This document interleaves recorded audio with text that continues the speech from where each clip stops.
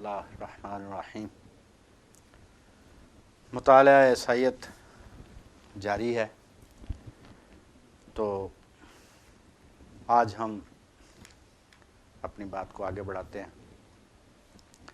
سیدنا عیسیٰ علیہ الصلاۃ والسلام، آپ کا مشن، آپ کی تبلیغ، آپ کی تحریک ایک انقلابی تحریک تھی، اس لیے کہ جس وقت آپ علیہ الصلاۃ والسلام کی بعثت ہوئی، سیدنا عیسیٰ علیہ الصلاۃ والسلام جس وقت نبی بن کر، رسول بن کر تشریف لائے، تو اس وقت فلسطین پر رومی حکومت یا اس کے مقرر کردہ حکمران وہاں پر مسلط تھے، اور رومی حکومت مشرک حکومت تھی، اور سیدنا عیسیٰ علیہ الصلاۃ والسلام آپ نے دلی خواہش آپ کی اور آپ نے کوشش کی کہ میں اپنی قوم کو ان مشرک حکمرانوں سے نجات دلاؤں۔ آپ کی تحریک ایک انقلابی تحریک تھی، لیکن حکومت کا جبر بہرحال تھا۔ تو آپ علیہ الصلاۃ والسلام کا فکرہ آپ نے انجیلوں میں پڑھا ہوگا کہ میں تمثیلوں میں منہ کھولوں گا، یعنی آپ اپنی بات کوڈ ورڈز میں کرتے تھے۔ اس کی ایک مثال کہ رومی حکومت کا نام لینے کے بجائے آپ کے یہ ایک خط ہے اس کا کہ اس میں اس نے روم کو بابل کا نام دیا ہے کہ تمہارے ساتھ کی برگزیدہ جو بابل میں ہے اور میرا فرزند تجھ کو سلام کہتے ہیں، اور کیتھولک ترجمہ کے حاشیہ میں بابل یعنی روما بھی لکھا ہوا ہے۔ اور یہ جو تمثیلیں تھیں، یہ جو کوڈ ورڈز تھے، وہ اس لیے تھے کہ اس سے پہلے یہودی کئی دفعہ بغاوت کر چکے تھے، لیکن ان کی بغاوت کامیاب کبھی ہو جاتی تھی، کبھی نہیں ہوتی تھی، مکابی وغیرہ ان کی کامیاب ہو گئی تھی۔ تو سیدنا عیسیٰ علیہ الصلوۃ والسلام نے غیر ملکی مشرک حکمرانوں کے جبر سے اپنی قوم کو نجات دلانے کے لیے تحریک شروع کرنے کا آپ نے ارادہ ظاہر فرمایا، کوشش فرمائی، اور اس کے لیے ساری بات آپ کی کوڈ ورڈز میں ہوتی تھی۔ تو جب آپ نے فرمایا کہ میں تمثیلوں میں منہ کھولوں گا، اس کا مطلب یہ تھا کہ میری باتیں بظاہر آپ کو الفاظ کچھ اور آپ سنیں گے، لیکن اس کا مطلب کچھ اور ہوگا۔ جیسے میں نے ابھی بتایا کہ رومی حکومت کو روما کہنے کی بجائے وہ بابل کہتے تھے۔ بابل سے وہ بخت نصر کے دور میں بڑا وہ 70 سال وہاں پر غلام رہے، تو اسی غلامی کی طرف اشارہ کرتے تھے کہ جیسے ہم پہلے بابل میں غلام تھے، اب بھی ہم رومی حکومت کے غلام ہیں۔ تو جو اصطلاحات، جو الفاظ سیدنا عیسیٰ علیہ الصلوۃ والسلام نے ارشاد فرمائے، یا ان کے شاگردوں نے جو الفاظ بعد والوں کو بتائے، یا انجیل نویسوں نے جو الفاظ اس میں لکھے، ان سب کا مطلب کچھ اور تھا، لیکن اس جو بعد والوں نے اس کو کچھ کا کچھ بنا دیا۔ تو جو اشتراک لفظی ہے اس کو تو برقرار رکھا، یہودیت، عیسائیت، اسلام، ان تینوں میں جو مشترکہ اصطلاحات اور جو غیر مشترکہ اصطلاحات، ان کو ابھی ہم جائزہ لیں گے کہ اس کا مطلب یہودی کیا لیتے ہیں، اس کا عیسائی کیا مفہوم لیتے ہیں، اور اس سے مسلمان کیا مفہوم لیتے ہیں، لفظ ایک ہے۔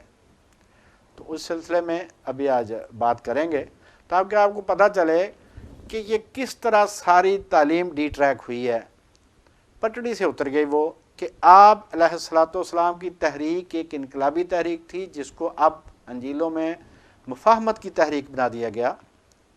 آپ اپنی قوم کو غیر ملکی غلامی سے آزادی دلانا چاہتے تھے۔ اسی بات کو جو سردار کاہن قیافہ تھا، جس کی سفارش پر آپ کو سزائے موت سنائی گئی، اس نے بانپ لیا تھا۔ اس نے بالکل صحیح اندازہ لگایا تھا کہ آپ کی تحریک انقلابی تحریک ہے، اور آپ بغاوت کریں گے، حکومت ہم پر جبر کرے گی، اور اس کے نتیجے میں اگر بغاوت ناکام ہوئی تو یہودی لوگوں کا بہت نقصان ہوگا۔ اسی لیے اس نے کہا تھا کہ آپ علیہ الصلوۃ والسلام کے بارے میں رومی گورنر کو اور اپنی قوم کو بھی اس نے کہا تھا کہ ایک آدمی کا مرنا پوری قوم کے مرنے سے بہتر ہے، اور یہ اس کی بات آج تک ضرب المثل بھی کہی جاتی ہے۔ کہ اس نے کہا کہ اس ایک آدمی کو جو بغاوت کرنے کا ارادہ رکھتا ہے اس کو قتل کروا دو، اس کو قتل کر دو، پوری قوم بچ جائے گی۔ تو قائفہ نے آپ کی تحریک کا صحیح اندازہ لگایا تھا، سردار کہن جو تھا، لیکن آپ کے ساتھی جو بعد والے ہیں، جو آپ کے پیروکار ہیں، وہ اس کا صحیح اندازہ ہیں۔ انہوں نے کہا جی یہ تو مفاہمت کی تحریک تھی۔ اب اس تعلیم کو بدلنے کی ضرورت کیوں پیش آئی؟ کس نے بدلی؟ کب بدلی؟ یہ 3 سوال یہ عام طور پر مسیحی حضرات ہم سے کرتے ہیں کہ جب بھی ہم کہتے ہیں جی بائبل میں اب تبدیلی ہو چکی ہے، بھائی کس نے کی، کب کی، کیوں کی، کیا مقصد تھا اس کا؟ تو ابھی ہمیں بتاتے ہیں کہ آپ کی تعلیم جو ہے علیہ الصلوۃ والسلام، اس تعلیم کو اس لیے بدلنے والا کون تھا؟ پال، وہ رومی شہری تھا۔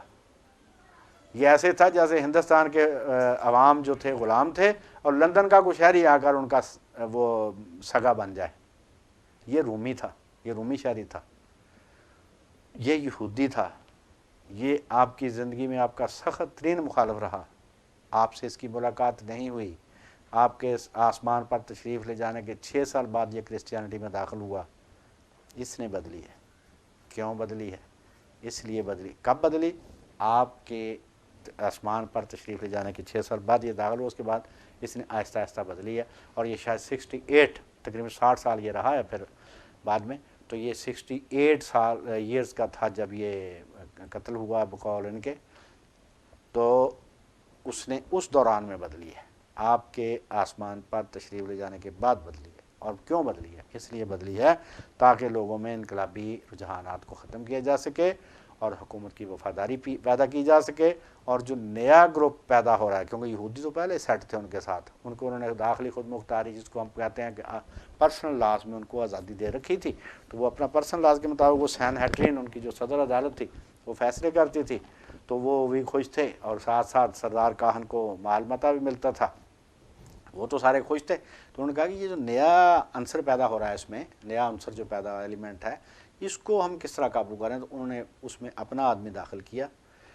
اس نے آ کر ان کی ساری بات کو ہی بدل دیا، اور جتنے وہ اصطلاحات تھیں جو آپ کے کوڈ ورڈز تھے ان کا کچھ مطلب نکال دیا، اور اپنے خط میں وہ لکھتا ہے کہ حکومتیں خدا کی مقرر کردہ ہیں، ان کی تابعداری تم پر لازم ہے۔ یہ تھا مقصد اس کا۔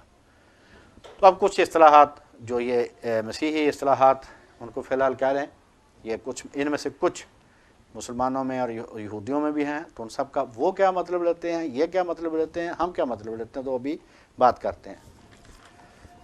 پہلی اصطلاح ہے اس میں تثلیث۔ تثلیث کا لفظ ہی پوری بائبل میں کہیں نہیں آیا، نہ پرانے عہد نامے میں نہ نئے عہد نامے میں، لفظ ٹرینٹی ہے ہی نہیں۔ یہ آپ ایسے کہہ لو کہ اللہ ایک ہے، یہ آیت قرآن مجید میں نہ ہو اور مسلمان توحید کا عقیدہ رکھیں، یہ آپ اس کی مثال لے لیں کہ نہ حدیث میں لفظ ہو کہ اللہ ایک ہے، نہ قرآن مجید میں لفظ ہو اللہ ایک ہے، اور مسلمان وہ توحید پرست بنے پھریں۔ تو یہ اس کی مثال یہ ہے کہ جو بنیادی سب سے بنیادی عقیدہ ہے ان کا، جو ان کو دوسروں سے ڈیفرینشیٹ کرتا ہے، دوسروں سے ممتاز کرتا ہے، وہ ہے تثلیث۔ لفظ تثلیث پوری بائبل میں الف سے لے کر یہ تک نہ پرانے عہد نامے میں، نہ انجیلوں میں، نہ پال کے خطوط میں، نہ اعمال کی کتاب میں، نہ مکاشفہ میں کہیں آیا ہی نہیں۔ نہ یہودی اس کو تسلیم کرتے ہیں، نہ مسلمان اس کو تسلیم کرتے ہیں، لہٰذا یہ اصطلاح ان کی اپنی ہے۔ اور ایک ان کا آگے حوالے آتے جائیں گے، آرتھر اسپیک اس نے کومنٹری لکھی ہے، اور دوسرے جو ان کے بڑے عالم ہیں وہ کہتے ہیں کہ بھائی یہ سارے عقیدے پال صاحب کے دیے ہوئے ہیں، یہ ہمارے آقا یسوع نے نہیں دیے۔ تو یہ ان کا ایک امتیازی عقیدہ ہے 3 خداؤں والا، یہ اس کا نہ ذمہ دار نہ بائبل ہے اس کی، نہ سیدنا یسوع، وہ اس کے ذمہ دار نہیں ہیں، یہ بات کی پیداوار ہے۔ تو نہ یہودی اس عقیدے کو مانتے ہیں، نہ مسلمان اس عقیدے کو مانتے ہیں، اور ذرا بھی نہیں مانتے، یہ صرف ان کا اپنا عقیدہ ہے تثلیث کہ خدا 3 ہیں، تینوں برابر ہیں ہر لحاظ سے، جیسا کہ پچھلی دفعہ ہم نے رسولوں کے عقیدے میں پڑھا، تینوں ہر لحاظ سے برابر ہیں، اور یہ 3 خدا ہیں کفو۔ اسی لیے قرآن یہ قل هو اللہ جو صورت ہے اس میں فرمایا گیا وَلَمْ يَكُنْ لَهُ كُفُوًا أَحَدٌ کہ خدا کے برابر کا کوئی نہیں، وہ بے مثال۔ دوسرا ان کا عقیدہ ہے تجسیم۔ ان کا عقیدہ یہ ہے کہ خدا انسانی شکل میں زمین پر آیا، 6 قبل مسیح میں آیا اور 33 سال یہاں پر رہا۔ یہ ہے ان کا عقیدہ۔ یہودی اس عقیدے کے منکر ہیں، مسلمان اس عقیدے کے منکر ہیں۔ یہ صرف مشرکانہ اقوام کا عقیدہ رہا ہے، اب بھی ہے، کہ جو خدائی وجود ہے وہ انسانی شکل میں آ سکتا ہے اور اس کا آنا ضروری ہے ان کے عقیدے کے مطابق، تاکہ جو لامحدود ہے وہ محدود کے سامنے جب آئے تو وہ محدود شکل میں آئے، تاکہ اس کے ساتھ انٹریکشن ہو سکے، اس کے ساتھ کو تعلق بن سکے اور وہ اس کی بات کو سمجھ سکے۔ ورنہ لامحدود ہونے کی حیثیت میں تو محدود اس کی بات سمجھ ہی نہیں سکتا، اس کا نہ کو اس کے ساتھ تعلق بن سکتا ہے، کیونکہ کسی اپنی بات کو دوسرے تک پہنچانے کا یہ ضروری ہے کہ لامحدود جو ہے وہ محدود بن کے آئے، لباس بشری میں آئے۔ تو یہ تجسیم کہ خدا خود، یہ تو سیدنا یسوع کو بیٹا کہتے ہیں خدا کا بیٹا، خدا نے اپنا بیٹا بھیجا، بال 3 خدا ہیں، تینوں برابر ہیں، تو خدا خود لباس بشری میں زمین پر آیا، یہاں پر مریم کے پیٹ سے پیدا ہوا اور وہ یہاں پر 33 سال تک اس دنیا میں رہا ان کے بقول۔ تو تجسیم جو ہے یہ مشرکانہ عقیدے جو پرانے ہیں وہاں سے چلی آ رہی ہے، اب بھی ہے، نہ یہودی اس کے قائل ہیں نہ مسلمان اس کے قائل ہیں۔ تو یہ ان کا اپنا امتیازی عقیدہ ہے، اس کے میں دوسری قوم، یہ سامی مذاہب ان کو آپ سمجھ لیں کہ یہودیت، مسیحیت اور اسلام کو سامی مذاہب کہا جاتا ہے، تو سامی مذاہب میں سے صرف اسی نے مانا ہے اور کسی نے نہیں مانا۔ مرنے کے بعد کیا ہوگا؟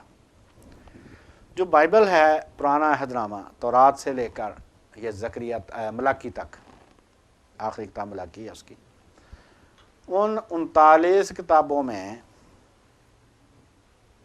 آخرت کے بارے میں کچھ ذکر ہی نہیں ہے کہ ہوگی نہیں ہوگی، جہنم ہوگی، دوزخ ہوگی، یہ جنت ہوگی، کیا ہوگا، اس کے بارے میں مکمل طور پر خاموشی ہے۔ لہذا یہودی جو ہے وہاں پر یہ کوئی عقیدہ نہیں پایا جاتا۔ بائبل کی میں بات کر رہا ہوں، تالمود کی بات نہیں میں کر رہا ہوں۔ تالمود کے مطابق جہنم بھی ہے، وہاں پر سارا یہ ہوگا بھی، لیکن بائبل کی حد تک جو 39 کتابیں ہیں، وہ تالمود جو ہے وہ کہتے تو ہیں خدائی کلام بھی ہے اس میں، باہر وہ ان کے بھائی جو ہیں، ان کے علماء ہیں، ان کی تشریحات ہیں، تو اس کے مطابق تو جہنم ہے اور حضرت ابراہیم وہاں پر جہنم کے دروازے پر بیٹھے ہوں گے، یہودیوں کو بخشوا لیں گے۔ ان کا یہ عقیدہ ہے کہ وہاں پر حضرت ابراہیم علیہ السلام وہاں پر جہنم کے دروازے پر بیٹھے ہوں گے۔ جب ہم نے یہودیت پر بات کی تھی شروع میں، تو اس میں یہ بات آئی تھی، تالمود، ایوری مینس تالمود بائی کوہن، اس کا یہ میں نے کوٹ کیا تھا، اور وہ وہاں پر ختنے چیک کریں گے، جس کے ختنے ہوئے ہوں گے اس کو وہ دوزخ میں گرنے نہیں دیں گے۔ اور ان کا عقیدہ یہ بھی ہے کہ تمام قبیلے اور تمام قوم کی نیکیاں ایک جگہ جمع کی جائیں گی، اور وہ زیادہ نیک، تھوڑے نیک، سب پر برابر تقسیم کر دی جائیں گی، سارے بخش جائیں گے۔ ایک طریقہ یہ کہ حضرت ابراہیم وہاں پر دروازے پر بیٹھے ہوں گے جہنم کے، وہ بخشوا لیں گے۔ دوسرا طریقہ، سب کی نیکیاں جمع کر کے برابر تقسیم کر دی جائیں گی ساری قوم پر، اس طرح بخشی جائے گی۔ تیسرا طریقہ کہ اگر اولاد نیک ہوگی، بڑے بد ہوں گے تو وہ اولاد بخشا لے گی، اگر بڑے نیک ہوئے بعد والے برے ہوئے تو وہ پہلے والے بخشوا لیں گے۔ مطلب یہ ہے کہ شفاعت کرنے والے، بخشوانے والے ان کے ہاں بڑے ہیں۔ بائبل اس سلسلے میں خاموش، 39 کتابیں خاموش ہیں، لیکن تالمود کے مطابق ان کے یہ تصور پایا جاتا ہے۔ لیکن ان کا یہ عقیدہ ہے کہ صرف یہودی بچیں گے دوزخ سے، باقی کوئی نہیں بچے گا، باقی سارے دوزخ میں جائیں گے، صرف یہودی، اور یہودیوں میں سے کوئی دوزخ میں نہیں جائے گا۔ اچھا، عیسائی، ان کا یہ عقیدہ ہے کہ جہنم ہے، جس کو جنت کہتے ہیں، وہ مادی نعمتوں والی جنت نہیں ہے، وہاں پر صرف روحانی خوشی ہوگی۔ اور جو مسلمانوں نے تصور دیا ہے، اسلام نے تصور دیا ہے جنت کا، اس کو وہ کہتے ہیں کہ یہ گندگی ہے، اور یہ وہاں پر میاں بیوی کا رشتہ ہونا، اولاد ہونا، یہ ساری گندگی ہے۔ یہ کہتے ہیں یہاں پر تو یہ گندگی ہم مجبوراً برداشت کر رہے ہیں، وہاں پر یہ گندگی نہیں ہوگی، آخرت میں شادی بیاہ نہیں ہوگا۔ انجیل کا ایک فقرہ بھی ہے۔ تو وہ کہتے ہیں کہ جو جنت ہے وہ تو صرف روحانی خوشی کا نام ہے، سکون کا نام ہے، جہنم ہے جہاں پر آگ ہوگی، جہاں کا کیڑا نہیں مرتا۔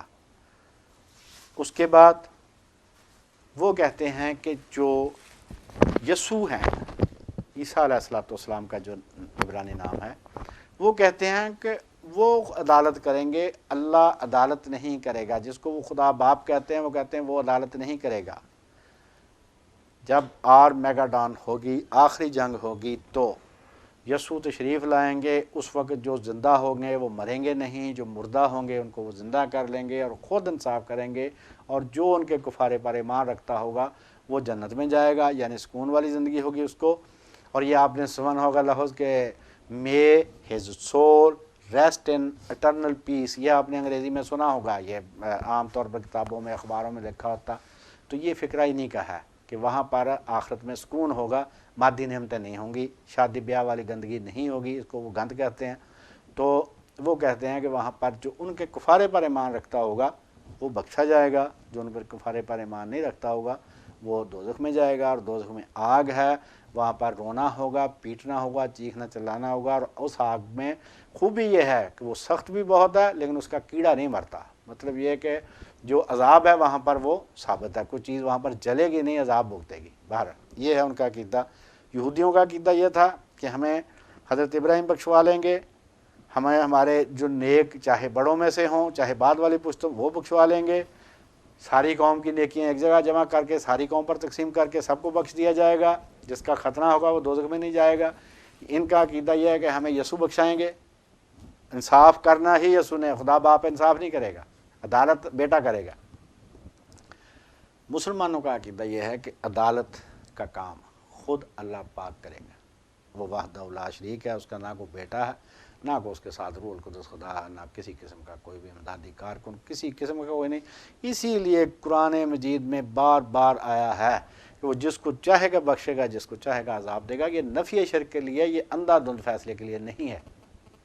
جو فرمایا گیا قرآن مجید میں کہ وہ جس کو چاہے گا بخشے گا اور جس کو چاہے گا عذاب دے گا، یہ کوئی ایسے نہیں کہ اندھا کہ لاٹھی ہوگی وہاں پر۔ یہ فرمایا گیا ان سارے تصورات کے رد کے لیے کہ وہاں پر ایک خدا ہوگا، اور اسی بات کا ثبوت بائبل سے بھی ملتا ہے کہ قیامت والے دن صرف ایک خدا ہوگا، وہ سارے والے آ جائیں گے۔ تو وہاں پر وہ خدا کوئی بے انصافی نہیں کرے گا، عدل سے فیصلے کرے گا۔ جو بھی اپنے اپنے دور میں انبیاء کرام علیہ السلام تو جو بھی وقت کا نبی تھا اس کی جس نے پیروی کی وہ بخشا جائے گا اگر اس کی نیکیاں زیادہ ہوں۔ وہ کسی کا طرفدار نہیں وہاں پر۔ اسی لیے قرآن مجید میں بار بار 3 چیزیں ہوتی ہیں جن سے آدمی فائدہ اٹھا سکتا ہے، کہ کوئی سفارشی مل جائے، کوئی دوست یار مل جائے، جگری یار جس کو کہتے ہیں، کوئی پیسے دے کے جان چھڑا لے۔ تو تینوں کا رد کیا قرآن مجید نے کہ وہاں پر کوئی کسی قسم کا نہ کوئی سفارشی ہوگا، نہ دوستی کام آئے گی، نہ پیسوں سے جان چھوٹے گی۔ تو تینوں کا نظریہ جو ہے آخرت کے بارے میں، مرنے کے بعد، وہ یہ ہے کہ وہاں پر زندگی ہے، لیکن وہ کہتے ہیں صرف یہودی بخشے ہیں، یہ کہتے ہیں صرف عیسائی بخشے ہیں، اور وہ کہتے ہیں مسلمان کہتے ہیں کہ صرف وہ بخشے ہیں جو رسول کریم علیہ السلام تک تمام انبیاء کرام علیہ السلام پر ایمان رکھتے ہیں اور نیک کام کرتے ہیں، وہ بخشے جائیں گے۔ ایک تو یہ نظریہ۔ اب آ گیا جی مسیحی تصور مسیح۔ اچھا، اتفاق سے یہ تینوں قوموں میں مسیح کا تصور ہے۔ جو یہودی ہیں ان کے جو مسیح کی شرائط ہیں، وہ میں نے 20 شرائط پہلے جب ہم نے یہودی پروگرام کیے تھے تو اس میں 20 شرائط کا میں نے ذکر کیا تھا کہ 20 شرطیں ہوں گی تو مسیح آئے گا۔ یہ یہودی عقیدہ ہے، وہ کہتے ہیں مسیح نے آنا ہے۔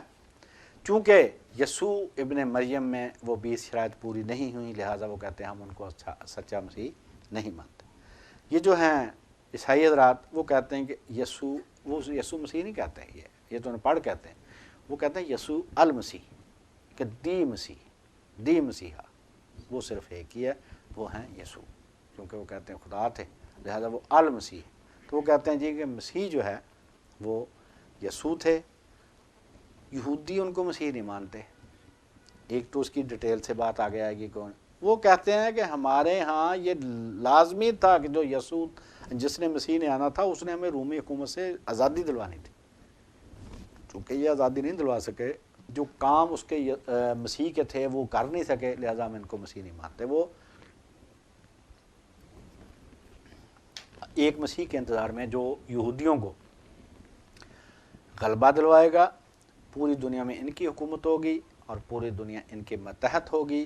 جو دوسری قومیں ہیں، جینٹائلز جن کو یہ کہتے ہیں، گونگے، اجمی، وہ سارے ان کے خادم بن کر رہیں گے۔ یہ ان کا عقیدہ ہے یہودی حضرات کا۔ عیسائیوں کا عقیدہ کہ مسیح آئے تھے، سچے مسیح تھے، وہ یہاں پر کوئی دنیاوی کام کرنے نہیں آئے تھے، وہ یہاں پر کفارہ دینے کے لیے آئے تھے ہمارے گناہوں کا، اور جو جو ان کے کفارے پر ایمان لائے گا وہ بخشا جائے گا، لہٰذا وہ مسیح آ چکا۔ مسلمان جو ہیں یہ کہتے ہیں کہ بھائی مسیح نے آنا ہے اور آئیں گے بھی عیسیٰ ابن مریم، وہی والے یسوع جن کو کہتے ہیں، لیکن ابھی ان کا کام چونکہ نامکمل تھا اس وقت، پھر 3 قومیں ان کے بارے میں مختلف خیال ہو گئی ہیں، لہٰذا وہ تشریف لائیں گے مسلمان امت میں۔ مسلمان حکمران جو اس وقت ہوگا، جب وہ فوت ہو جائے گا اس کے بعد حکمرانی بھی فرمائیں گے، اور ان کا مین کام جو ہے وہ ہوگا 3 قوموں کا فیصلہ کرنا۔ یہودی ان کو جھوٹا سمجھتے ہیں، ان کو وہ بتائیں گے کہ میں سچا رسول ہوں۔ عیسائی ان کو خدا سمجھتے ہیں، وہ ان کو بتائیں گے کہ میں خدا کا بندہ ہوں۔ مسلمان ان کو سچا سمجھتے ہیں، خدا کا سچا رسول سمجھتے ہیں، اللہ کا بندہ سمجھتے ہیں، ان کی وہ حمایت کریں گے۔ وہ نبی کی حیثیت سے نہیں آئیں گے، رسول کریم علیہ الصلوۃ والسلام کی امت میں ماتحت بن کر آئیں گے۔ ان پر وحی، انتظامی وحی ہو سکتا ہے نہ آئے، لیکن شرعی وحی کوئی نہیں آئے گی، اور وہ اپنے دور میں مجتہد ہوں گے مسائل کے سلسلہ میں، لہٰذا ان کو وحی کی ضرورت بھی نہیں ہوگی۔ تو یہ ہے مسیح کا تصور مسلمانوں میں۔ اس کے بعد ان کا ہے ابنیت، یہ بہت ٹیکنیکل ایک مسئلہ، ابن بیٹا، اس کے لیے ولد لڑکا اور ابن بیٹا، یہ دونوں لفظ یہ قرآن مجید نے استعمال فرمائے۔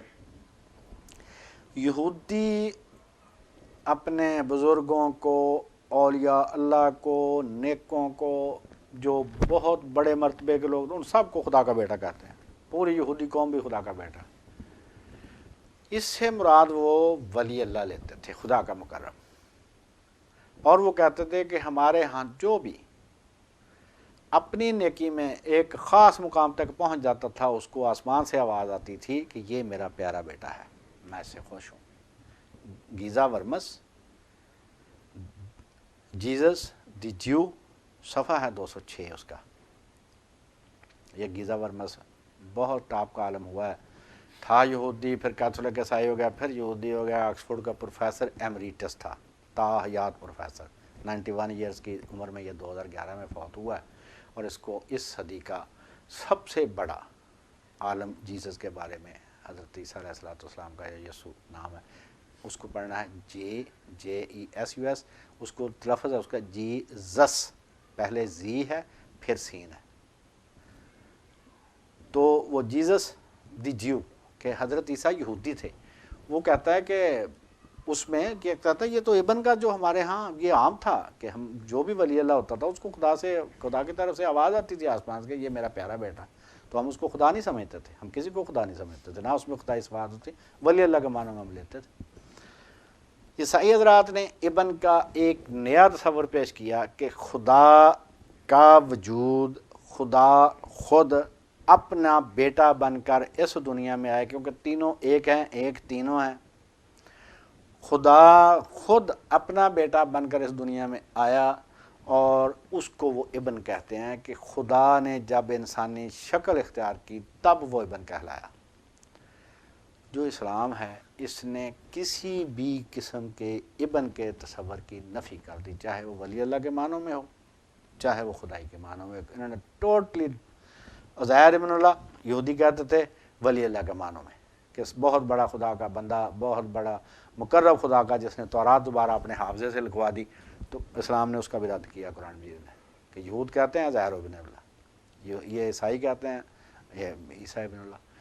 تو اسلام نے تو دونوں ابنوں کو بالکل کسی قسم کا جو لفظ بھی اس کو پسند نہیں فرمایا، ولد کا لفظ لکھ کر بار بار آیات میں اس کی نفی فرمائی کہ اللہ کا کوئی ولد نہیں ہے، اللہ کا کوئی ابن نہیں ہے، لہٰذا یہ لفظ آپ کسی بھی معنوں میں استعمال کریں اللہ کے ساتھ، اللہ نے پسند نہیں فرمایا، اس کا رد کیا۔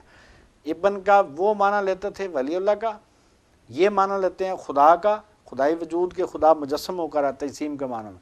اور جو مسلمان ہیں ان کی تعلیم یہ ہے، ان کو دی گئی ہے کہ کسی بھی قسم کا ابن نہ آپ نے ولی اللہ کے معنی میں ابن اللہ کہنا ہے، نہ آپ نے خدائی کے معنی میں ابن اللہ کہنا ہے۔ اللہ کا کوئی ہے ہی نہیں اس طرح کا، لم یلد ولم یولد۔ یہ فرق ہے، اصطلاح ایک ہے، لفظ ایک ہے، ان تینوں کا فرق میں بتا رہا ہوں۔ پہلے تثلیث کی بات ہو چکی، تجسیم کی ہو چکی، مرنے کے بعد کیا تصور مسیح جو ہے، مسیحی ابنت۔ اب آگے نجات۔ نجات جو ہے یہودی کہتے ہیں، اور ان کا فکرہ حضرت عیسیٰ علیہ السلام نے ایک سامری عورت جو پانی لینے آئی تھی اس کو بھی کہا کہ نجات یہودیوں میں ہے۔ یہ فکرہ تھا یہودیوں میں کہ نجات صرف یہودیوں کو حاصل ہو گئی، اور نجات سے ان کی مراد اس دنیا میں نجات تھی، یہ بھی آپ ذہن میں رکھیں۔ وہ کہتے تھے کہ جب اللہ تعالیٰ کو ہم پر رحم آئے گا، ہمارا کوئی نہ کوئی لیڈر آئے گا، مسیحا ہو، اس کو عبرانی میں مشیحا، جس کو ہم سین بولتے ہیں وہ شین بولتے ہیں، جیسے ہم کہتے ہیں نا اسما سن لسن، تو وہ اشما کہتے ہیں، شمع کہتے ہیں، اسی لیے ان کا جو کلمہ اس کو کلمہ شمع کہتے ہیں، سننا اسرائیل، اس سے وہ شروع ہوتا ہے۔ تو وہ کہتے تھے کہ نجات یہودیوں میں ہے، جو یہودی ہیں ان کا جو مشیحا یا مسیحا جو بھی اس کو کہہ لیں وہ آئے گا، وہ ان کو رومی حکومت سے، غیر ملکی غلامی سے نجات دلائے گا، ان کی بادشاہی قائم کرے گا، پوری دنیا پر ان کی حکومت ہوگی، اور پوری دنیا ان کی ماتحت ہوگی، جس کے لیے وہ کوششیں کر رہے ہیں۔ Protocols of the elders of the Zion 100-125 سال پہلے کی کتاب ہے، محمد یحییٰ خان نے اس کا اردو میں ترجمہ بھی کیا ہے، اگر آپ کو مل سکے۔ میرے خیال 18 پروٹوکول ہیں، اس میں ٹوٹل پروٹوکول کہتے ہیں قرارداد کو، یہودی بڑوں کی قرارداد مقاصد۔ تو انہوں نے جو مشورہ کیا تو اس کے مطابق انہوں نے دنیا کو سیٹ کر لیا، یہ ان کی بہادری، ان کی ذہانت مانتے ہیں۔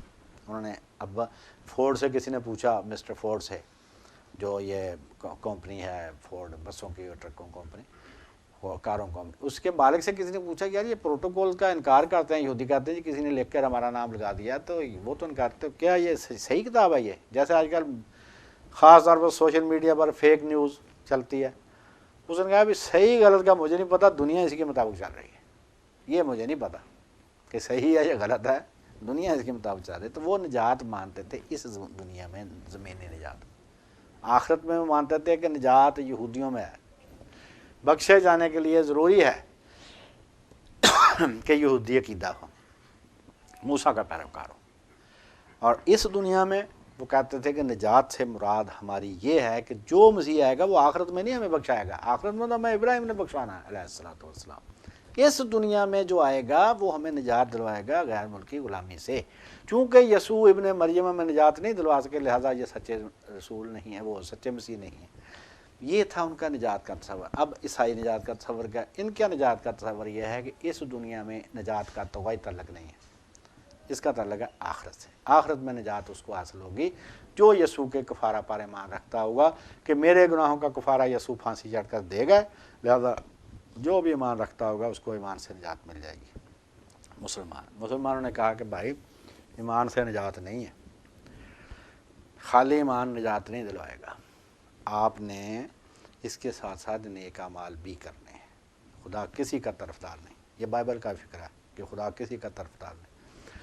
خدا تعالیٰ جو ہے اس نے قرآن مجید میں بھی بالکل واضح الفاظ میں بتا دیا کہ ایمان لاؤ، نیک اعمال کرو، اس کے بعد نجات کی امید رکھو۔ اور ایمان سے مراد جو ریکوائرمنٹس اللہ نے بتائی ہیں ان پر سب پر ایمان لاؤ گے، پھر کسی ایک چیز کو چھوڑ دیا تو نہیں ایماندار۔ نجات کا تصور یہ ہے کہ دو قوموں کا نجات کا تصور ہے آخرت میں، اور یہودیوں کا نجات کا تصور آخرت میں بھی ہے اور اس دنیا میں بھی ہے۔ اب آ گیا کفارہ۔ کفارہ جو ہے یہ یہودی دیتے تھے کہ سال کے بعد ایک بکرا شیطان کو کفارہ دیتے تھے، ٹیکس دیتے تھے، جگہ ٹیکس شیطان کو، پوری قوم کے گناہوں کا کفارہ۔ اس تصور کو لفظ وہی رکھا ہے انہوں نے، اس کی ایسی سینس چینج کر دی جس کو اسلام نے زندقہ کہا ہے، ہمارے علماء نے اس کو زندقہ کہا ہے کہ لفظ وہی رکھا جائے جو مسلمان بولتے ہیں اور معنی اس سے ایسا لیا جائے جو اس کے بالکل الٹ۔ اس کو زندقہ، اور یہ کفر سے بھی بدتر ہے۔ کافر کی توبہ قبول ہے، زندیق کی توبہ نہیں قبول کی، شاید اس میں بھی وہ کو اپنا چکر چلا رہا ہوگا، فراڈ کر رہا ہوگا۔ انہوں نے لفظ کفارے کا وہی رکھا جو کفارے کا بکرا تھا، شیطان کا بکرا اس کو کہتے تھے۔ سال کے بعد ایک بکرا وہ اس کو جنگل میں چھوڑ دیتے کہ شیطان خود ہی کھا لے گا، اور وہ شیطان کو کفارہ پیش کیا جاتا تھا کہ پوری قوم کے گناہوں کا کفارہ۔ اب اس لفظ کو انہوں نے اس طرح برتا، انہوں نے سے مراد ہے کہ جناب پال، جو سینٹ پال جس کو کہتے ہیں، ان کا تعارف اگلی انشاءاللہ نشست میں ہوگا اگلے ہفتے۔ اصل بانی اس مذہب کا وہی ہے۔ تو کفارہ اس نے کہا کہ بھئی یسوع خدا کے بیٹے تھے، خدا خود بشری لباس میں آیا تھا، وہ آپ چونکہ اپنی نیکیوں سے بخشے نہیں جا سکتے تھے، انسان میں گناہ ایک ایسا کر بیٹھا ان کا باپ آدم علیہ السلام کہ اب وہ گناہ نسل در نسل ان میں سرایت کر گیا ہے، وہ نسل در نسل انہیرٹ کر رہے ہیں، یہ وراثت میں مل رہے ہیں، ان کو موروثی گناہ بن چکا ہے، لہذا اس گناہ کی معافی اسی صورت میں ہو سکتی تھی جب خدا خود پھانسی آ کر چڑھے۔ تو وہ خدا خود پھانسی آ کر چڑھا، صلیب پر لٹکا، تو تمہارے گناہوں کا کفارہ دے گا۔ اب کس کس کا کفارہ ہوا اس بارے میں وہ سارے مختلف خیال ہیں، جب کفارے کی بات ہوگی تو اس وقت کریں گے۔ اسلام جو ہے کسی قسم کے کفارے کی نفی کرتا ہے، قطعاً اس تصور کا 0.001% بھی اسلام نہیں مانتا کہ ایسا ہو ہی نہیں سکتا، اور اصول یہ بیان فرمایا کہ کوئی کسی کا بوجھ نہیں اٹھائے گا۔ اب آگے جی پیش گوئیاں، جو بائبل میں پیش گوئیاں ہیں ان کو تینوں قومیں استعمال فرما رہی ہیں۔ جو عیسائی ہیں اور وہ یہودی ہیں، وہ جو ان کے ہیں عام لوگ، عام عالم، فریسی جن کو کہتے ہیں، جو جیسے وہ کہتے ہیں نا جی تسی تو شرع دے عالم تو آنے کی پتہ، اسی صوفی لوگ جو شرع کے عالم ہیں ان کے، وہ پیش گوئیاں نہیں بیان کرتے، وہ نام بھی نہیں لیتے، وہ صرف مسیح کے بارے میں پیش گوئیاں پیش کرتے ہیں کہ یہ نشانیاں ہیں جو سچا مسیح آئے گا، باقی نہیں وہ پیش گوئیوں سے کام لیتے کہ فلاں کے بارے میں یہ فلاں کے وہ اس بات کو وہ لفٹ ہی نہیں کرواتے۔ ان کے جو صوفیہ ہیں جن کو ادیان غامزہ کہا جاتا ہے، جو ان میں گروپ ہیں باطنی مذاہب کے، یہودیوں میں بھی ہیں، اور یہ ایسی چیز جو بڑا خاندان ہو، بڑا گروہ ہو، بڑی قوم ہو، اس میں ہر طرح کے لوگ ہوتے ہیں، تو وہاں پر جو صوفیاء ہیں ان کے، انہوں نے پیش گوئیاں وہاں سے کچھ کشید کر کے زبور سے، اور انہوں نے اپنا جو صوفیہ پن تھا، تصوف تھا، اس کو سیٹ میٹ انہوں نے کیا، ورنہ وہ پیش گوئیوں سے زیادہ کام نہیں لیتے تھے۔ اب آ گئے یہ عیسائی حضرات، انہوں نے جو دنیا کی چیز تھی نا اسی کو انہوں نے یسوع کی پیش گوئی بنا دیا۔ کوئی بات کسی نبی نے کسی کنٹیکسٹ میں کی ہو، کسی اور سیاق و سباق، انہوں نے کہا جی یہ یسوع کی پیش گوئی ہے۔ مثلا یسوع ناصری کا، یسوع ناصری کے نام سے کوئی پیش گوئی دنیا کی اس وقت موجود کتابوں میں سے کسی میں نہیں ہے۔ جب ان سے پوچھا انہیں جی وہ تو کئی کتابیں گم ہو گئیں تاریخ میں، تو اس میں ہوگی کہیں، مطلب یہ کہ یہ سامنے دروازہ یہ بھی ان کی پیش گوئی، یہ سامنے میز ہے یہ بھی ان کی، یہ گلاس ہے یہ بھی ان کی پیش، یہ کاغذ ہے یہ بھی ان کی، اب اس کا آپ کیا جواب دیں گے؟ انہوں نے کہا جی جو بائبل ہے ساری کی ساری یسوع کی پیش گوئی ہیں بس۔ مسلمان جو ہیں انہوں نے اس میں سے بائبل میں سے پیش گوئیاں انہوں نے تسلیم کی ہیں، لیکن وہ پیش گوئیاں مانی ہیں رسول کریم علیہ السلام کے بارے میں، اور جہاں پر سیاق و سباق مسلمانوں کی تائید کرتا ہے، جہاں بھی آپ دیکھیں گے پیش گوئی جو مسلمان بات کرتے ہیں سیاق و سباق اس کی تائید کرتا ہے۔ مثلا یہ جو استثناء 18 اس کی تورات کی آخری کتاب جو ہے اس کا 18ویں باب کی 18ویں آیت ہے، سیدنا موسیٰ علیہ السلام نے فرمایا کہ خدا تعالیٰ تمہارے بھائیوں میں سے مجھ جیسا نبی بھیجے گا، تو حضرت عیسیٰ علیہ السلام کی آپ علیہ السلام کے ساتھ مشابہت اتنی زیادہ نہیں ہے، وہ جب ان کی بات آئے گی پیش گوئیوں پہ انشاءاللہ بات اس پہ کریں گے۔ مطلب آپ کا ڈفرنس ہے بہت زیادہ کہ حضرت موسیٰ ان کو مطلب اللہ پاک نے سرداری دی، وہ حکمران بھی بنے اپنی قوم کے، ان کو ایسا موقع نہیں مل سکا، انہوں نے شادی کی، ان کی شادی نہیں ہوئی تھی، ان کے بچے تھے، ان کے بچے نہیں تھے، بہت ساری چیزیں ہیں جس میں آپ کی مشابہت نہیں ہے، لیکن رسول کریم علیہ السلام اور حضرت موسیٰ کی مشابہت ایسے بالکل برابر جا رہی ہے۔ مثلا دونوں نے جہاد کیے ہیں، حضرت عیسیٰ نے جہاد کوئی نہیں کیا، اس طرح کی چیزیں، مطلب جب وہ بات آئے گی موقع آئے گا تو اس کی تو پیش گوئیاں جو ہیں یہودی جو عالم ہیں شرع کے، وہ ان کے بارے میں زیادہ کنسرنڈ نہیں ہیں، وہ ان کو زیادہ لفٹ نہیں کرواتے. ان میں سے جو تصوف والے تھے انہوں نے اپنا کام چلانے کے لیے تصوف کا زبور کو استعمال کیا، لیکن عیسائی حضرات نے پوری بائبل کو یسوع کی پیش گوئیاں بنا دیا.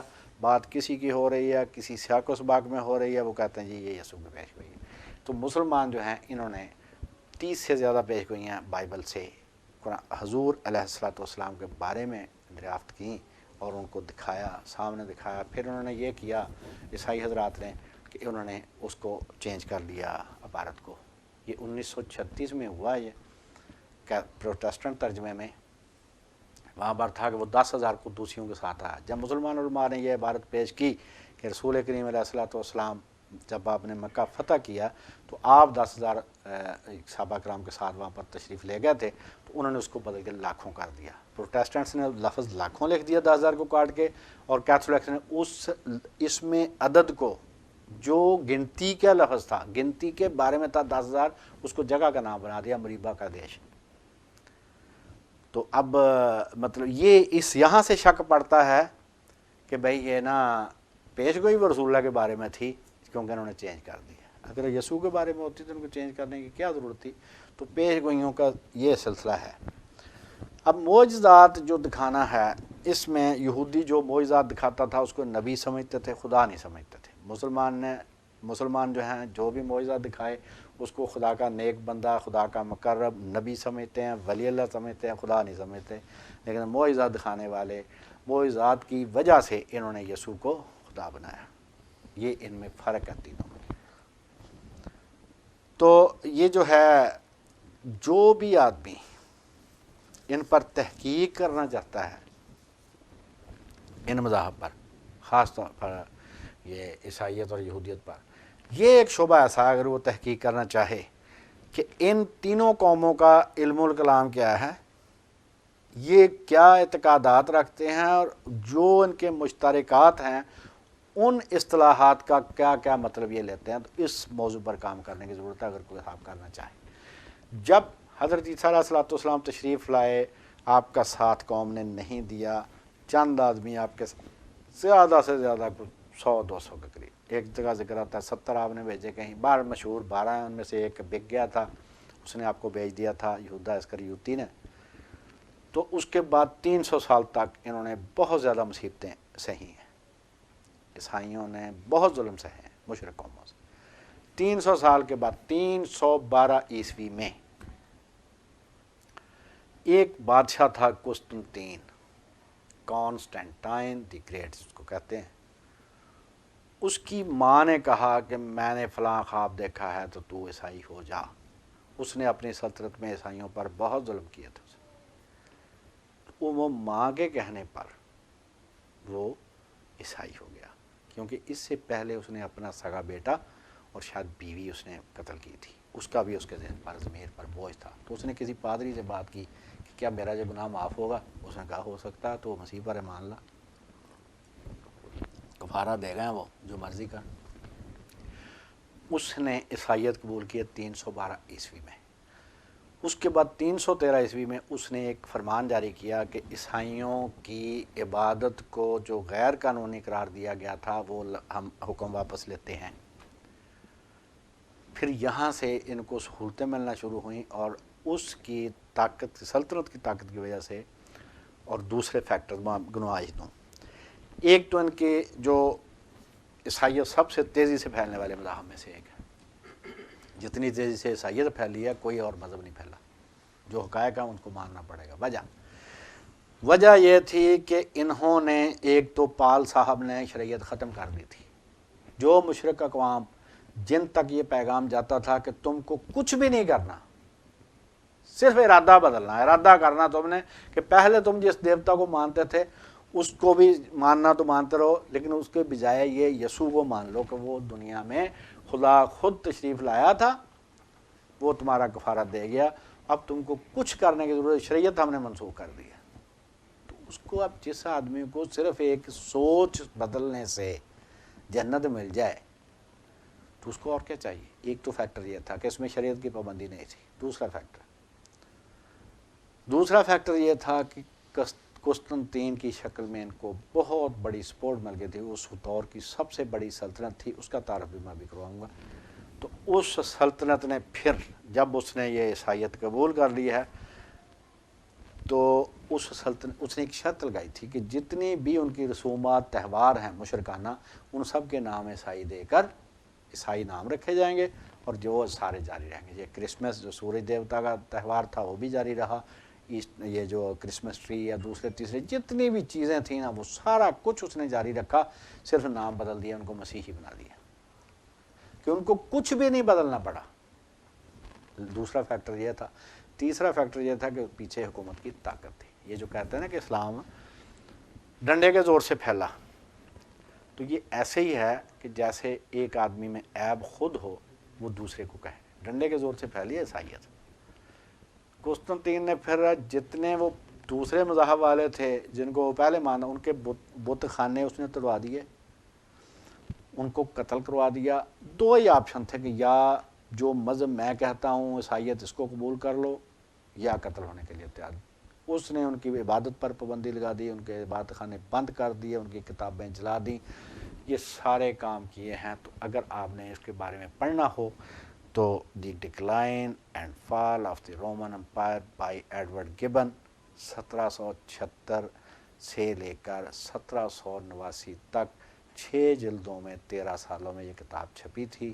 آج تک بڑی معتبر کتاب گنی جاتی ہے, لیکن اب نئے جو انکشافات ہوئے ہیں آرکیالوجی کے آثار قدیمہ ہیں ان کی روشنی میں اس کے کچھ جو اس کی مطلب فائنڈنگز تھیں ان کو چیلنج کیا گیا. بہرحال اپنے دور میں بڑی وہ دنیا میں دھوم مچا دینے والی کتاب تھی, the decline and the fall of Roman empire by Edward Gibbon. وہ آدمی رائٹر بھی تھا اور وہ آدمی ایم این اے بھی تھا برطانیہ کا.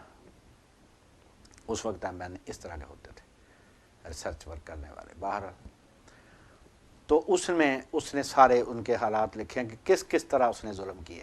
اس کے بعد ایک لفظ ہے انکویزیشنز. انکویزیشنز یہ جو دینی احتساب کی عدالتیں, یہ آپ لکھیں گوگل پر, اس کے تحت آپ پڑھیں اور پھر آپ کو پتہ چلے گا کہ لاکھوں لوگ کس طرح قتل کیے گئے کہ تم نے اگر عیسائی نہیں ہونا تو پھر عقیدے ہو جاؤ. اب آگے کہ وہ سلطنت جس نے اتنی تیزی سے عیسائیت کو پوری دنیا میں پھیلا دیا, وہ سلطنت تھی کیا؟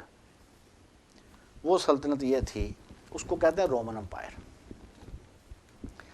یہ سٹارٹ ہوئی ہے 27 قبل مسیح سے اور یہ رہی ہے 395 عیسوی تک. اس کا نام تھا اس وقت رومن امپائر, ایک نام تھا اس کا. جیسے پاکستان تھا نا پہلے, مغربی پاکستان, مشرقی پاکستان, اب رہ گیا صرف پاکستان. اس طرح اس کا نام تھا ایک. پھر ان میں ہو گئی علیحدگی, ایک بنی ویسٹرن رومن امپائر. یہ بنی ہے 395 عیسوی میں بنی ہے. جو اصل ان کا روم تھا, جو اٹلی والا روم, وہ تھا ان کا ہیڈ کوارٹر جہاں سے یہ سلطنت بنی تھی. اور یہ 476 یا 480 عیسوی تک یہ رہی ہے. یہ بنتے ہیں تقریباً 81 سال, 80-81 سال یہ سلطنت رہی ہے. Western Roman empire based in, یا اس کو کہہ لیں اسٹیشنڈ ایٹ روم, اٹلی والا جو ہے. اس کے ساتھ جب یہ علیحدہ ہوئے ہیں 395 میں ہی یہ بنی ہے ایسٹرن رومن امپائر. یہ رہی ہے 1453 عیسوی تک. اس کا ہیڈ کوارٹر تھا قسطنطینیہ, کانسٹینٹینوپل. کانسٹینٹینوپل جس کو آج کل استنبول کہا جاتا ہے. اس استنبول کا نام پہلے تھا کانسٹینٹینوپل, قسطنطینیہ, اور اس سے پہلے اس کا نام تھا بازنطین. اور یہ کالونی تھی یونان کی پرانے دور میں, جس کو کہتے ہیں کلاسیکل اینٹیکوٹی. اس دور میں تھی یہ کالونی, اس میں اس کا نام تھا بازنطین. بازنطین کے بعد اس کا نام انہوں نے بدلا تو پھر بنا قسطنطینیہ. کانسٹنٹائن کے نام پر بادشاہ تھا, اس کے نام پر. یہ اس کا نام رہا ہے کب تک؟ یہ رہا ہے جی 1453 تک. یہ اس کا نام بعد میں یہ کافی دیر تک, میں بھی اس کا بتا دیتا ہوں کہ بنا کب ہے. یہ 1453 تک اس کا یہ نام رہا ہے قسطنطینیہ. پھر بعد میں بھی اس کا نام رہا. استنبول جو ہے یہ 1920 میں انہوں نے چینج کیا تھا. اتنے دور تک یہی اس کا نام رہا قسطنطینیہ. پہلے یہ کالونی تھی یونان کی، اس کا نام تھا بازنطین، اور یہ اس طرح ایک پٹی تھی یونان تک، یہ جس علاقے میں ان کا یہ یونانیوں کا زیر اثر یہ علاقہ تھا. پھر اس کو فتح کر لیا قسطنطین نے، اس کا نام ہو گیا کانسٹنٹائن، اور اس کا سلطنت کا نام اس نے رکھا ایسٹرن رومن امپائر، جس کو اب مورخین کہتے ہیں. اس نے اس کا نام رکھا تھا نیو روم، اس کو قسطنطین کو. اور یہی اسلامی عہد سے متعلقہ ہے. کیوں؟ حضور علیہ الصلوۃ والسلام کی اس دنیا میں جو تشریف آوری ہے وہ 571 عیسوی میں ہے، اور جو ویسٹرن رومن امپائر تھی وہ 400 میکسیمم 480 عیسوی میں وہ ختم ہو چکی تھی. جب حضور تشریف لایا تو صرف ترکی والی سلطنت تھی اس وقت، جس کو ایسٹرن رومن امپائر کہتے ہیں، وہ تھی، وہ رہی ہے 1453 تک.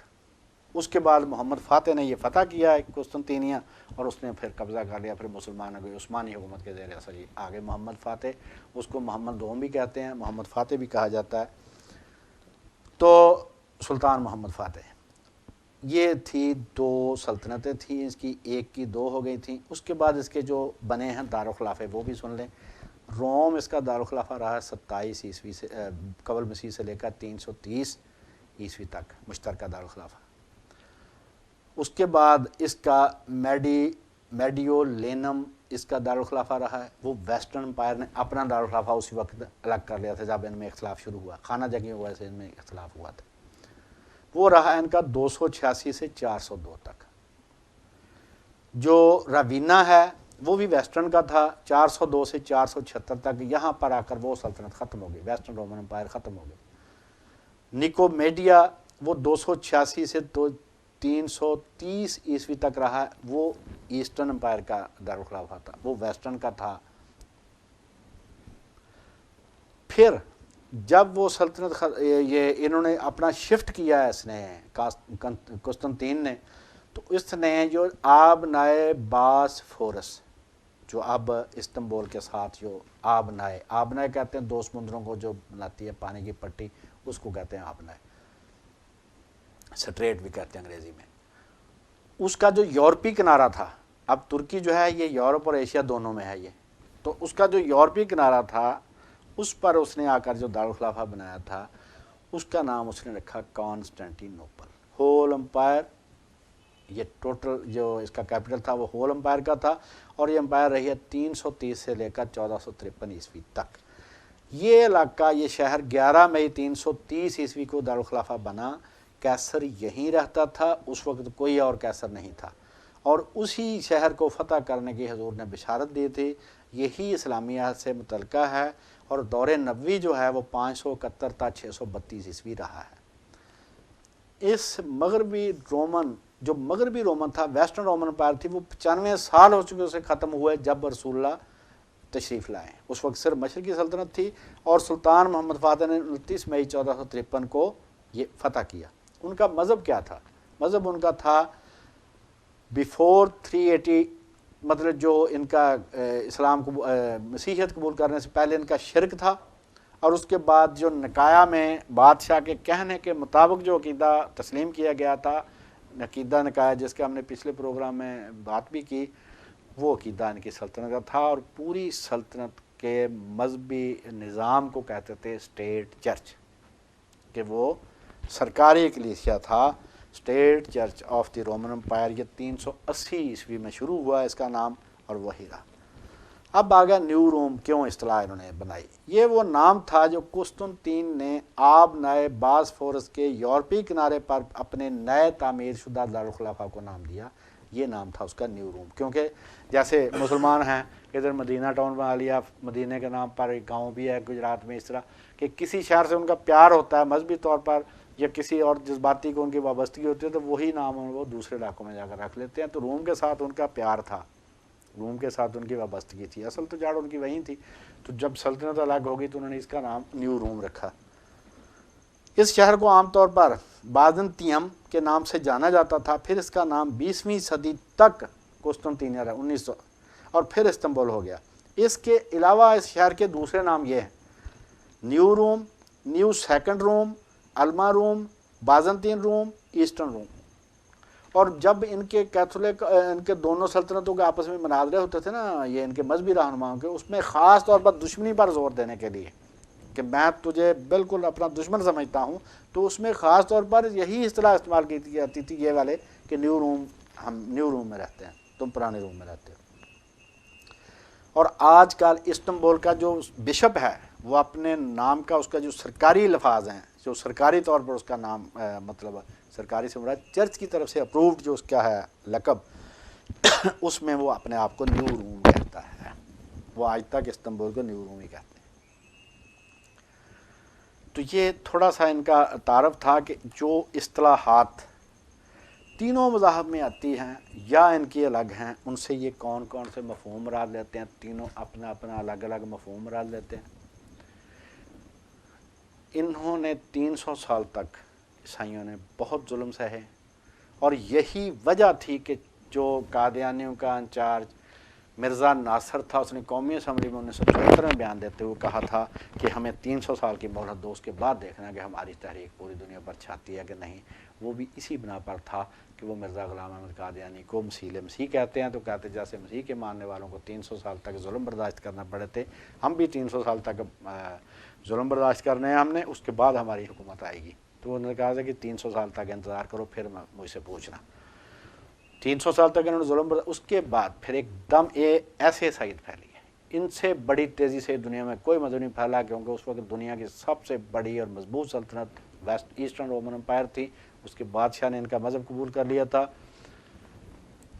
اس کے بعد اس نے سرکاری طاقت سے اس مذہب کو پھیلایا، اور نیو روم جو تھا وہ اسی ترکی کا جو استنبول ہے اسی کو کہتے تھے، اسی کو آج کل بھی کہتے ہیں۔ اس کا پوپ جو ہے بارتھ میلو شاید اس کا نام ہے، اس کا جو بشپ ہے، اور وہ اس کے پیروکاروں کی تعداد ہے 30 کروڑ پوری دنیا میں، اور اس کا جو چرچ ہے اس کو کہتے ہیں مشرقی آرتھوڈاکس یونانی کلیسیا، ایسٹرن اب بھی نام لگتا ہے اس کے ساتھ، اور نیو روم اس کے جو سرکاری القاب ہیں کافی لمبے ہیں اس کے، اس میں ایک نیو روم بھی ہے اس کا، جب وہ اپنے اسٹیمپ لگاتا ہے یا اپنا لقب لکھتا ہے۔ تو یہ ان کا تھوڑا تعارف۔ اب جو ہے انشاءاللہ اگلی دفعہ ہم کوشش کریں گے کہ اب جو بات پہلے جو بنیادی ہے وہ اس کو ختم کر لیں، وہ یہ کہ اس مذہب کا اصل میں بانی کون ہے، یہ بات انشاءاللہ اگلی دفعہ ہوگی۔ حضرت عیسیٰ علیہ السلام کا نام سے ہم مسلمان سمجھتے ہیں کہ یہ انہوں نے دیا تھا، یہ ان کا دیا ہوا دین کا ایک لفظ بھی باقی نہیں ہے، تو اس کا اصل بانی اس کی بات اگلے پروگرام سے شروع ہوگی۔ اللہ تعالیٰ سے دعا ہے کہ اللہ تعالیٰ ہمیں حق اور سچ کو سننے اور ماننے کی توفیق عطا فرمائے، اور اپنے دین حق پر عمل کی توفیق عطا فرمائے، اور اپنے فضل و کرم سے ہم سب کو بخش دے۔ وما علینا الا البلاغ۔